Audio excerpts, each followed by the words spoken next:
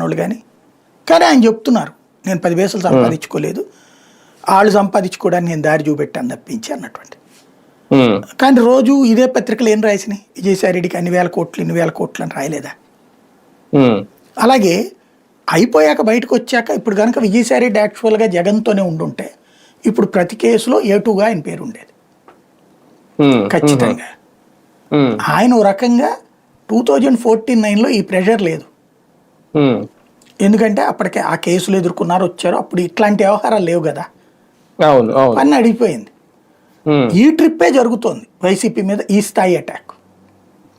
కాబట్టి ఇది జరుగుతుందని తెలుసు కాబట్టి తట్టుకోలేకపోయాడు ఆయన. మనం రేపొద్దున ఎందుకు ఈ వయసులో ఎందుకు వెళ్ళాలి జైలుకి, మనకి పెంటంత ఎందుకు అనుకున్నాడు, అందువల్ల బయటికి వెళ్ళిపోయాడు ఆయన. అంటే తనను తాను సేవ్ చేసుకోవడంలో సక్సెస్ అయ్యారు అనుకోవాలి. దానికోసం త్యాగం చేసుకున్నాడు తన కెరీర్. వాస్తవంగా చివరిదాకా ఉంది ఆయనకి ఛాన్స్ ఉంది.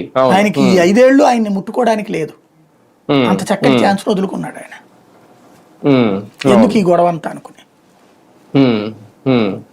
అని నెక్స్ట్ అంటే ఒక పెద్ద వికెట్స్ ఎవరు అంటే వీళ్ళిద్దరే కనిపిస్తున్నారు ఇప్పుడు వైసీపీలో, సజ్జల రామకృష్ణారెడ్డి గారు కానీ పెద్దిరెడ్డి రామచంద్ర రెడ్డి. ఇప్పటికే పెద్దిరెడ్డి గారి మీద అయితే అటవీ శాఖ భూముల వ్యవహారానికి సంబంధించి ఉంది, అలాగే ఇందులో కూడా PLR ప్రాజెక్ట్ వీళ్ళ ఫ్యామిలీకి సంబంధించింది అనేది. ఏదో కేసులో పెద్దిరెడ్డి గారు కూడా టార్గెట్ అవుతారా నెక్స్ట్? అంటే ట్రై చేస్తున్నారు, సజ్జల మీద కూడా పెట్టారు కదా దాదాపు 10-15 కేసులు. అవును, వాళ్ళని పెద్దగా అరెస్ట్ చేసి ఉపయోగం లేదనేది వీళ్ళకి తెలుసు. బేసిక్ ఇలా టార్గెట్ ఒకటే, టాపిక్ డైవర్షన్ జరగాల. అంటే సజ్జల విషయంలో అప్పట్లో సకల శాఖల మంత్రిగా పనిచేశారు అనేది వీళ్ళు ఎప్పటికీ చెప్తా ఉంటారు వీళ్ళ టీడీపీలో ఉన్న నాయకులందరూ. ఆయన ఖచ్చితంగా ఏదో కేసులో అరెస్ట్ చేయాలనే టార్గెట్ కూడా ఉంది అన్నట్టుగా, అందుకని తెచ్చుకున్నాడు.